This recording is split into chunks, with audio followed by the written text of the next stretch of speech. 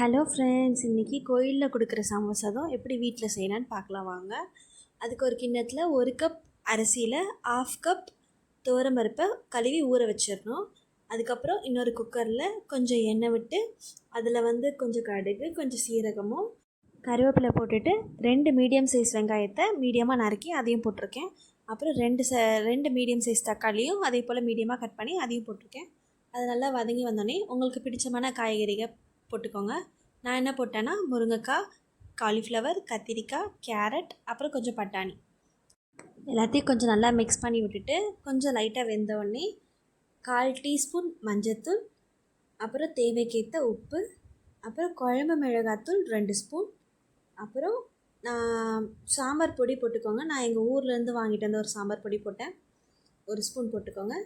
இது எல்லாம் போட்டு நல்லா ஒரு மிக்ஸ் பண்ணிவிட்டு புளியை ஊற வச்சு வச்சுருந்தேன், அதோட புளி ஜூஸை கொஞ்சம் ஊற்றிடுங்க. அதுவும் போட்டு நல்லா கொஞ்சம் வெந்துட்டக்கப்புறம் உங்களுக்கு தேவையான அளவுக்கு தண்ணி சேர்த்துட்டு நல்லா கொஞ்சம் கொதித்த உடனே நம்ம ஊற வச்சு வச்சுருந்த அரிசியையும் இதில் போட்டுட்டு கொஞ்சம் நல்லா ஒரு கொதி வந்தோடனே குக்கரில் விசில் போட்டு மூடி வச்சிட வேண்டியதான்.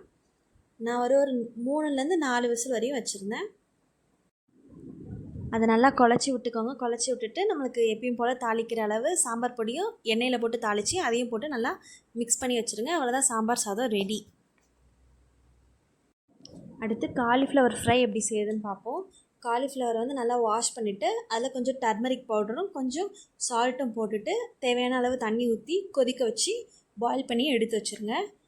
ரெண்டாவது அதை ஆற வச்சிட்டக்கப்புறம் என்னென்ன மசாலா போடணுன்னா சில்லி பவுட்ரு 1 ஸ்பூன், அப்புறம் கரம் மசாலா 1 ஸ்பூன், அப்புறம் மஞ்சத்தூள் 1/4 ஸ்பூன், அப்புறம் தேவைக்கேற்ற உப்பு,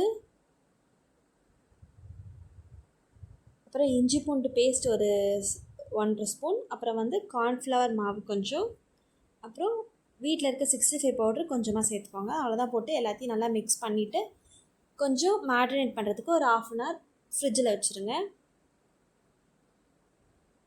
அப்புறம் இன்னொரு பேன் எடுத்துகிட்டு அந்த பேன் நல்லா ஹீட் ஆகிட்டக்கப்புறம் ஃப்ரை பண்ணுறதுக்கு தேவையான அளவு எண்ணெய் ஊற்றிக்கணும். அப்புறம் எண்ணெய் லைட்டாக ஹீட் ஆகிட்டக்கப்புறம் நம்ம மேரினேட் பண்ணி வச்சுருக்க காலிஃப்ளவரை அதில் போட்டு ஃப்ரை பண்ணி எடுத்து வைக்க வேண்டியதான். அவ்வளோதான், மொறு மொறு காலிஃப்ளவர் ரெடி. இதே போல் நீங்களும் வீட்டில் செஞ்சு பாருங்கள்.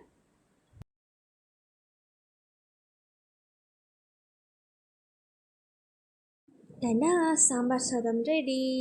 கோயிலில் வைக்கிற மாதிரி அம்புட்டு டேஸ்ட்டாக இருந்துச்சு சாம்பார் சாதம். காலிஃப்ளவரும் நல்லா சூப்பராக இருந்துச்சு, நல்லா கிறிஸ்பினஸ்ஸாக. அப்புறம் நான் கொஞ்சம் சைடிஷ்க்கு அப்பளம் பொரிச்சிருந்தேன். எல்லாம் டேஸ்ட்டு வேறு லெவலில் இருந்துச்சு.